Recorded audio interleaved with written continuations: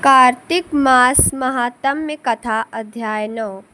9वें अध्याय में राजा पृथु ने कहा, हे मुनि श्रेष्ठ नारद जी, आपने कार्तिक माह के व्रत में जो तुलसी की जड़ में भगवान विष्णु का निवास बताकर उस स्थान की मिट्टी की पूजा करना बतलाया है, अतः मैं श्री तुलसी जी के महात्म्य को सुनना चाहता हूँ।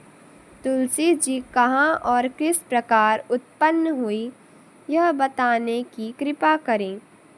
नारद जी बोले, हे राजन, अब आप तुलसी जी की महत्ता तथा उनके जन्म का प्राचीन इतिहास ध्यानपूर्वक सुनिए।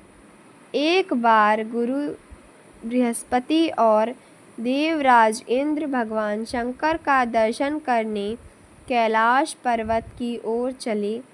तब भगवान शंकर ने अपने भक्तों की परीक्षा लेने के लिए जटाधारी दिगंबर का रूप धारण कर उन दोनों के मार्ग में अवरोध उत्पन्न किया।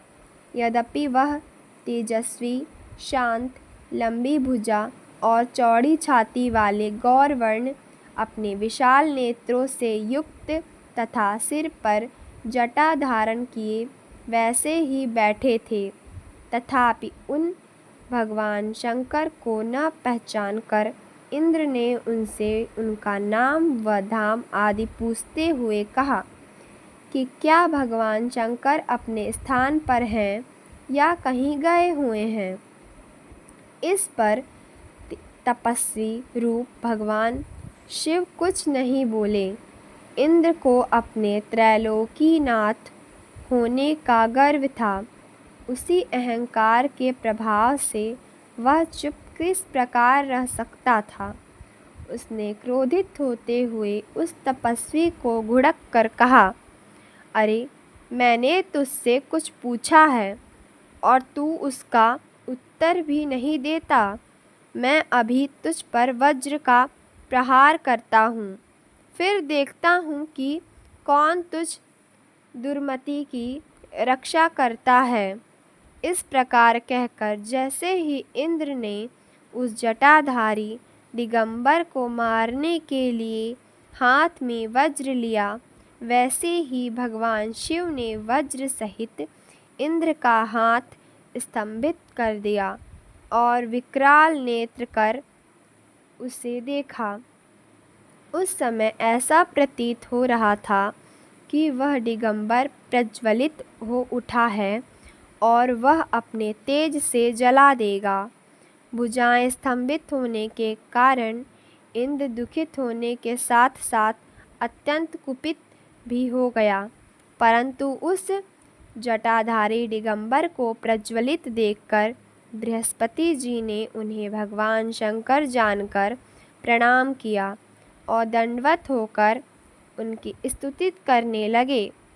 बृहस्पति भगवान शंकर से कहने लगे, हे दीनानाथ, हे महादेव, आप अपने क्रोध को शांत कर लीजिए और इंद्र के इस अपराध को क्षमा कर दीजिए। बृहस्पति ने के यह वचन सुनकर भगवान शंकर ने गंभीर वाणी में कहा, मैं अपने नेत्रों से निकाले हुए क्रोध को किस प्रकार रोकूं। तब बृहस्पति ने कहा, भगवान, आप अपना भक्त वत्सल नाम सार्थक करते हुए अपने भक्तों पर दया कीजिए। आप अपने इस तेज को अन्यत्र स्थापित कीजिए और इंद्र का उद्धार कीजिए। तब भगवान शंकर गुरु बृहस्पति से बोले, मैं तुम्हारी स्तुति से अत्यंत प्रसन्न हूँ। तुमने इंद्र को जीवन दान दिलवाया है। मुझे विश्वास है कि मेरे नेत्रों की अग्नि अब इंद्र को पीड़ित नहीं करेगी। बृहस्पति से इस प्रकार कहकर भगवान शिव ने अपने मस्तक से निकले हुए अग्निमय तेज को अपने हाथों में ले लिया और फिर उसे क्षीर सागर में डाल दिया। तत्पश्चात भगवान शंकर अंतर्ध्यान हो गए। इस प्रकार जिसको जो जानने की कामना थी उसे जानकर इंद्र तथा बृहस्पति अपने अपने स्थान को चले गए।